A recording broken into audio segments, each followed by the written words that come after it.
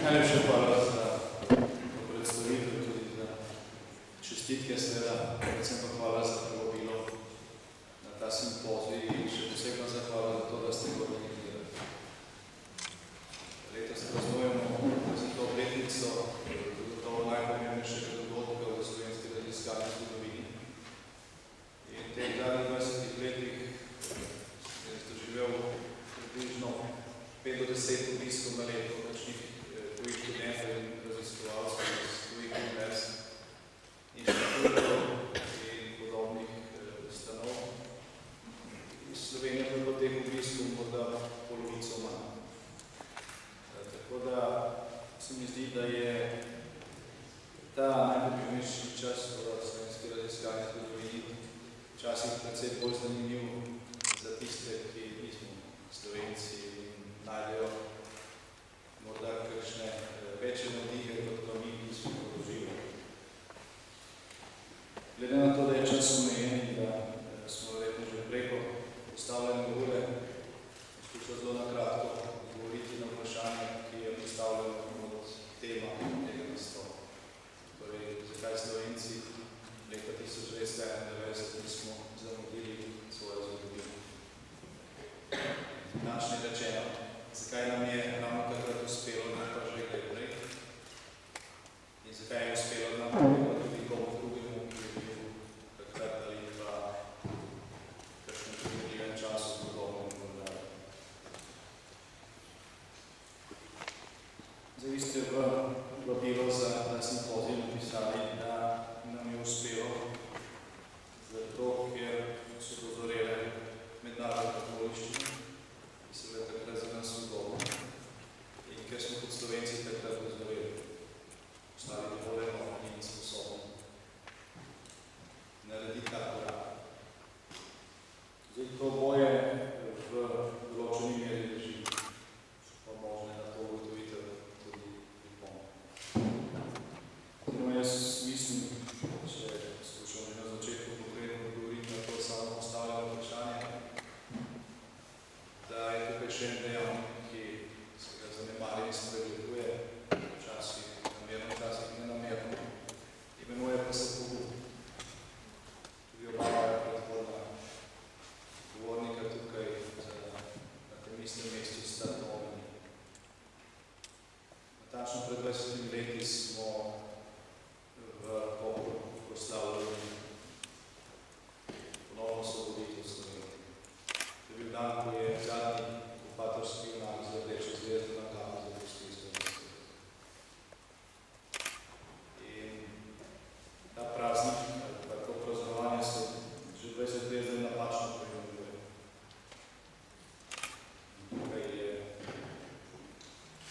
v začetku citiran gospod Žnidarič, ki je dejal, da skoraj zvedete, da proslavljajo tisti, ki so odšli, s takšnim poimenovanjem naprav. To je samo en detalj, ki govori o tem, kako smo mi včasih postavljeni na naši zlomni kot, ko gledamo na te dogodke, z govornico v Kopru na Pomolu, iz katerega je odšel zadnji okupatorski junak v Sloveniji, ponovno gospodarno svojemu zemlju, suvereno, in s tem izpolnilani ključen pogoj za priznanje. Sem jaz takrat dejal, da lahko proslavimo zato, ko smo imeli dovolj znanja, volje in poguma, da smo naredili tisto, kar je bilo potrebno. In tako je smisli še danes. Če gremo zdaj najbolj na mednarodne okoliščine in na dozorelost. Treba pač priznati, da mednarodne okoliščine so bile takrat za Slovenijo ugodne, predvsem zaradi perestrojke, zaradi teh premikov med blokoma, zaradi razpadanja velikega socialističnega imperija, ki so bili takrat še manjši. In da je to v veliki meri seveda mehčalo tako strahove pred tem, kaj se zgodilo, če se v Jugoslaviji na Republiko odcepilo. In tudi strahove pred tem, kakšne zaveznike bi lahko takrat jugoslovanska vojska dobila v mednarodnih okoliščinah, to skušala preprečiti. Vendar pa kljub temu splošnemu mekejšemu konkretni pripravljenosti, da bi v državni skupnosti takrat Sloveniji to pomagal ni bilo. 2 tedna nazaj je bil v Sloveniji na obisku Ruud Lubbers, ki je minister oziroma predsednik vlade Nizozemske, leta 1991, že prej nekaj kasneje, pomemben dejavnik v Evropski uniji. V prijateljskem pogovoru v 20 letih Vojra Stominen je dejal, da je priznal, da Evropska unija takrat pravzaprav ni vedela, kaj bi storila. Spomnim se nekega obiska, mislim, da je v sklopu tega obiska tudi obisk gospoda Peterle, ki je predsednik nemške vlade, ravno pri njem, pa v belgijski vladi, potovali smo skupaj, gospod Rupel kot znani minister, ki je tudi zdravo. Gospod Peterle je šel na vladne obiske, ker pa ga niso uradno sprejelo. Povem, da preko teh jezik, ki so takrat obstajali med slovenskimi krščanskimi demokrati in vladami pa politiki, ki so bili pač v isti povezavi v Evropi, bilo odprta nekaj urada, ki so pa zelo pomembne in ki jih sicer vedeli. V sklopu tega istega obiska sva midva z dr. Ruplom obiskala pomočnika za politične zadeve Zveze NATO, tudi na njegove domu. Uradno obisk naj se prijazno sprejel, pa povedal, da pač NATO se nikamor ne mudi, NATO je zmagovalec hladne vojne. Vojno so dobili brez samega strela. Zdaj je veliko časa, zato da se še nekatere zadeve podeli. Kar tu nas je bila neka neutralnost. Tistim sestanku smo vedeli, da kakšne pomoči, ki so nekateri pričakovali, v Sloveniji enostavno ne. Vsi, ki smo takrat, ali pa ste takrat spremljali dogajanje v Sloveniji Jugoslaviji, se spomnite obiska ameriškega znanega ministra Jamesa Bakerja v Beogradu. Nekaj dni prej so bili različni samostojnosti, da smo bili v 91, ki je dejal jasno in glasno, ne samo našim predstavnikom, pa tudi kamere, da Združene države bodo nikoli priznali Slovenije oziroma republike, ki bi se že odcepili. Mi smo prestregli drugi dan vojne. Neko depeša, ki je bila poslana iz hotela Slon, v Beogradu stopajo ameriški vojaški ataše, na katerem je napisal, da je situacija v Sloveniji popolnoma drugačna po drugem dnevu spopadov, kot so oni predvidevali, da priporočajo, da Združene države spremenijo politiko do tega vprašanja. Torej, do pogajanja na avionih, ste bilo to 7. julija 1991, Slovenija ni bila imana kot mednarodni dejavnik. In šele to, kar smo mi naredili, tistih 7 oziroma 10 dneh, nas je postavilo približno v ta položaj. Če skrajšam te ugodne mednarodne okoliščine, tako imenovane ugodne mednarodne okoliščine, ne bi prav nič pomagalo, koliko si Slovenija sama ne pomagala. Drugi tak splošen razlog je bila dozgorelost naroda. Tem smo se veliko pogovarjali v krogih Demosa, takrat Bože Pučnik in nekaj zelo lucidnih ugotovitev v zvezi s tem, ali smo dozoreli, nismo dozoreli in kdaj se bo to steklo. Spomnim se, da je nekoč dejal, da je narod že večkrat, slovenski narod že večkrat v svoji zgodovini dozorel za ta korak in da mu niso dopustili, da bi ga naredili. Nikoli prej ni bilo možno nekih demokratičnih pogojih izpeljati plebiscita, referenduma in vprašati ljudi, ali ste za to, da živite v samostojni državi. Sem prepričan, da bi že velikokrat prej, če bi bilo takšno vprašanje postavljeno, bi bil odgovor to, morda ne 90%, bi bil pozitiv. Ne glede na različne druge stvari izkušnje.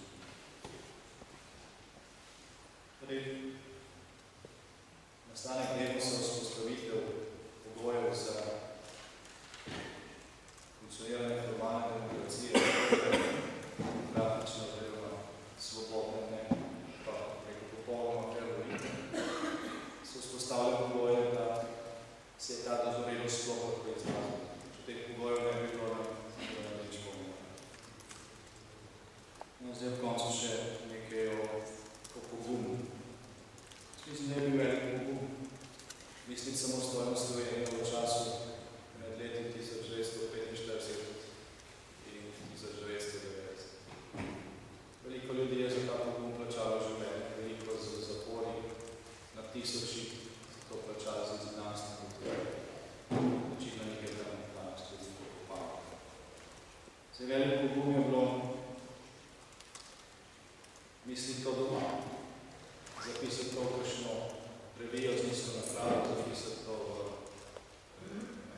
kakšen bilten na ciprostilo, zapisati to v ta proglas slovenskih intelektualcev, ki nastavljamo, potem je prej govoril gospod Peter.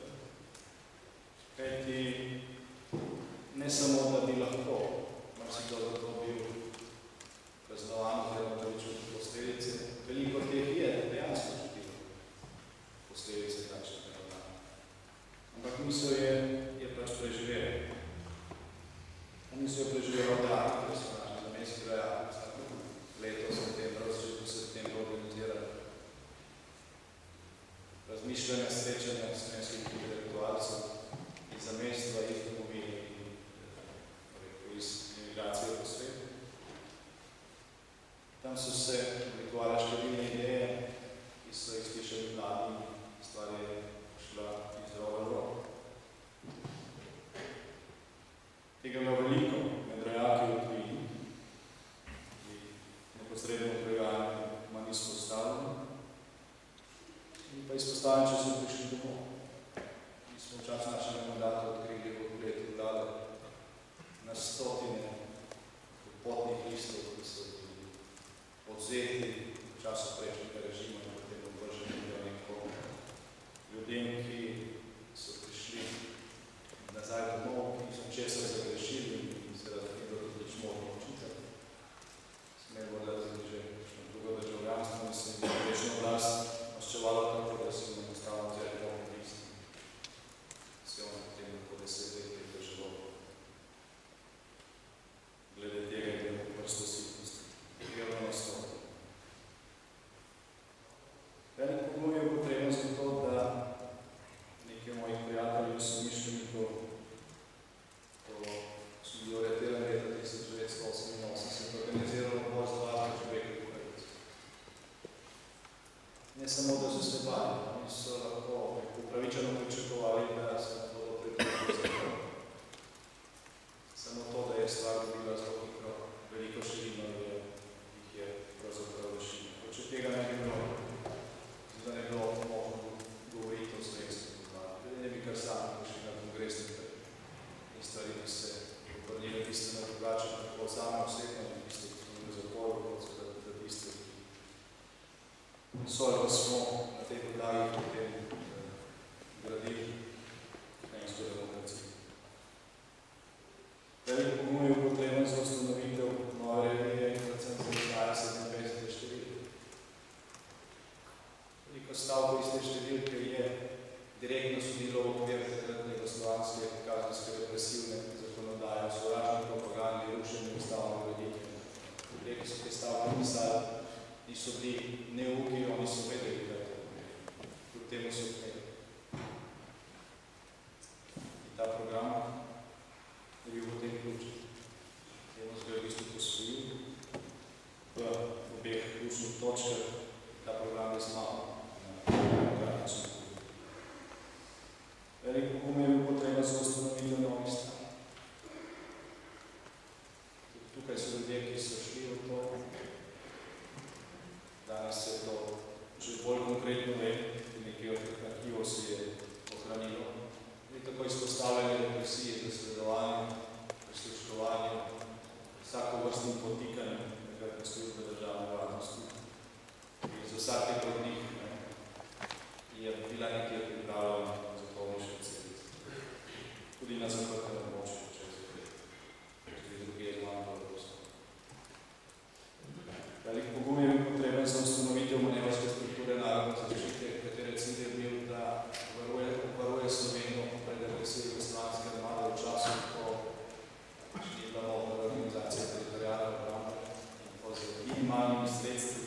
ljudje, ki so to delali dnevi in ponoči nekaj mesecev, takoj po volitvah, po razložitvi, teritorialno obrambo, so tvegali sebe in družino, otroke, takšne in drugačne države, pravzaprav življenje, če bi se stvari drugače odložili. Velik pogum je potreben, da smo izglasovali v slovenskem parlamentu odločitev, da nabornikov ne pošiljamo več v Jugoslavijsko armado, najprej ne iz tega vojaškega območja.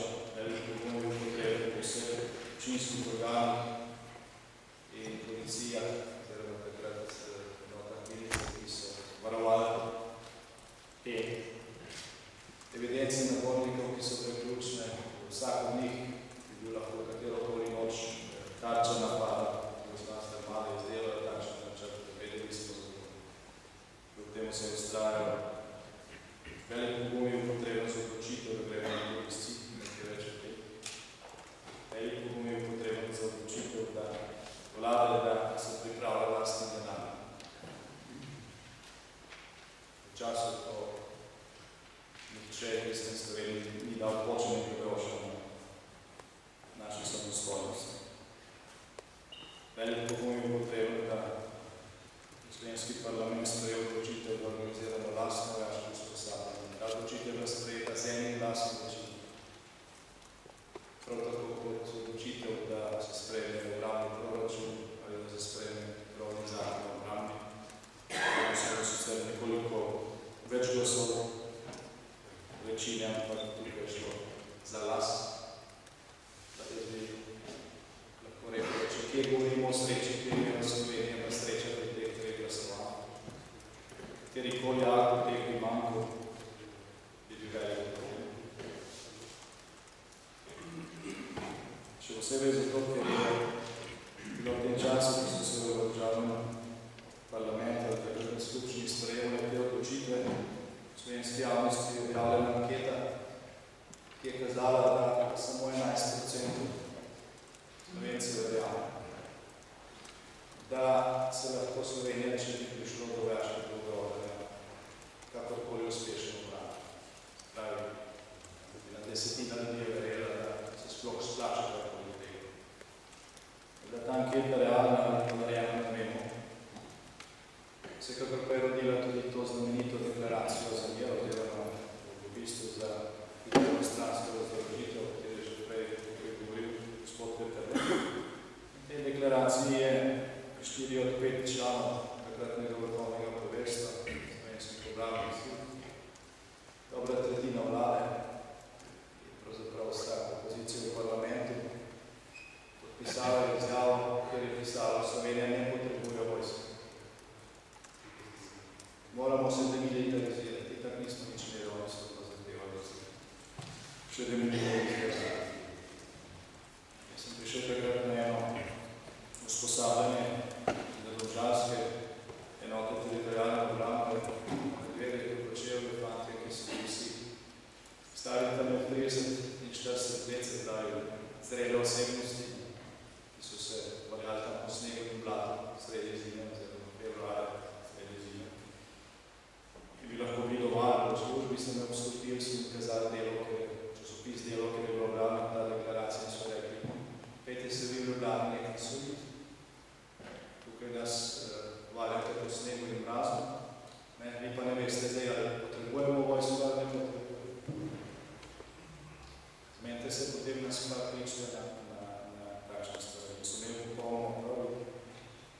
Moram reči, da nisem imel pametnega odgovora, oziroma na dovolj je bil pismo, ki je objavljeno tudi v moji knjigi Premiki v celoti, ki sem ga pisal tisti, ki so bili odgovorni možnosti, ki so to deklaracijo podpisali, ki sem jih skušal opozoriti na posledice takšnih deklaracije. Seveda še bistveno večji pogum od vsega tega so potrebovali častniki in počastniki, ki so v Pekrah usposabljali prvo generacijo slovenskih nabornikov, in so se čez nekaj dni soočili oklepniki Jugoslavijske armade s težkim orožjem, sami pa so imeli nekaj muzejskih primerov, pa par primerov modernega prehodnega orožja, ki ne bilo sodelovali, kljub temu niso pozabili. Pa nihče od teh ni dobil višjega državnega priznanja kot oseba, ki je še spomladi leta 1991, en teden pred slovenskimi volitvami, pozivala represivne organe Jugoslavijske armade, ne v Sloveniji prijevali.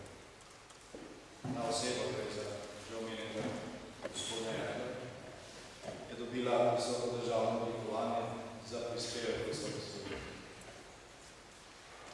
Nihče od teh, ki so v pekrat tvegali življenje, što zares niso popustili, pa ni nikoli vsega tega. In takšnih primerov je še veliko. Mladi fantje v uniformah teritorialne obrane v Medvedeju so zaustavili oklepno kolono ognja z oklepnikov in iz letal Jugoslavijske armade, ki se sejala smrt. So danes več ali manj poznali. Njihov pogum je, tako kot pogum mnogih Slovenij bilo takrat preko 70-30 podroženih napadov, ki je šlo lahko tako drugače.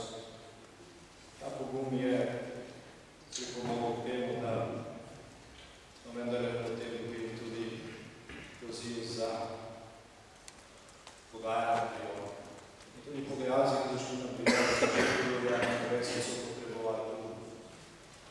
Šli so na otok, ki je bil polni vlasti, ki je oblasti Jugoslavijske armade in tudi se je dogodilo tako.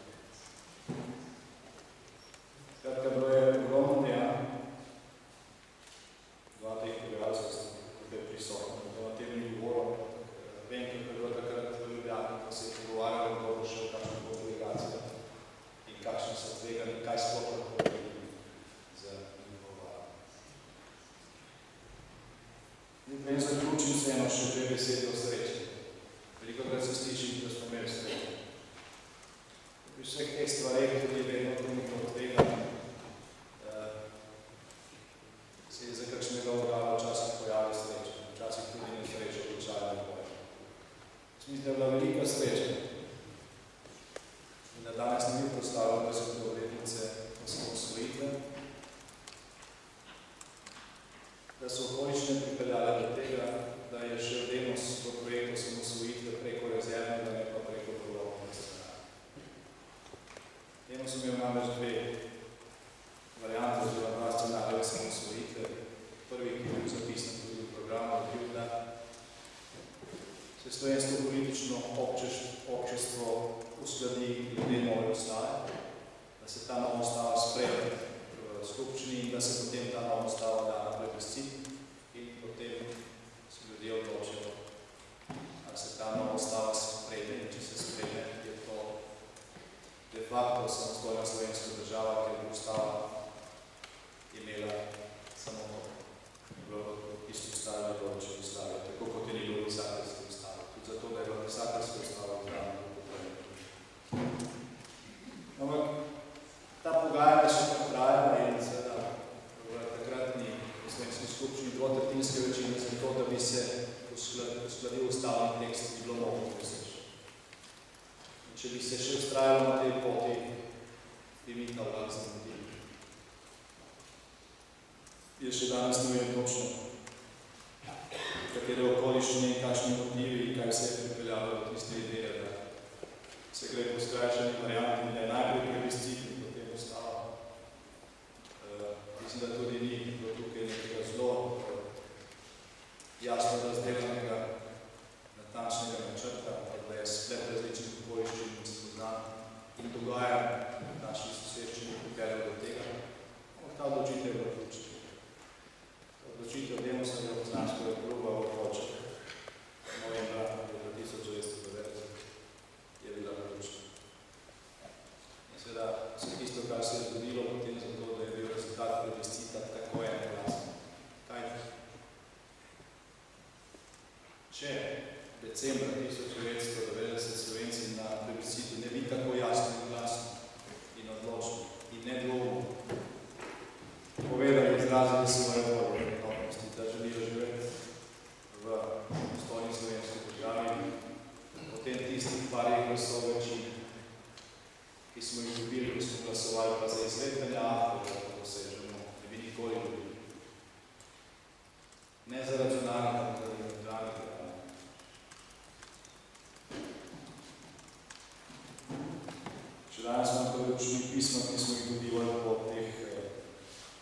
zaostritvam v Pekrah, kot takrat tudi najvišjih predstavnikov države, ki so nas pozivali, da je Irak vzel šalo, plebiscit gore dol, treba je storiti korak nazaj, svoj mahom začeti pogajati, nego je popisal, boljše je 100 let pogajati, kot da na voljo.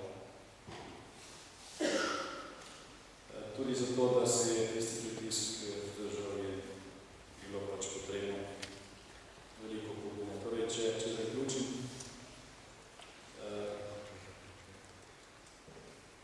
nekaj sreče, zagotovo, predvsem pa na tisoče, pa, ko bi rekli, na 10 000 posameznih pogumnih dejanj ali pa pogumnih dejanj posameznikov v tistem osobnem času je ustvarjal kolektivni pogum,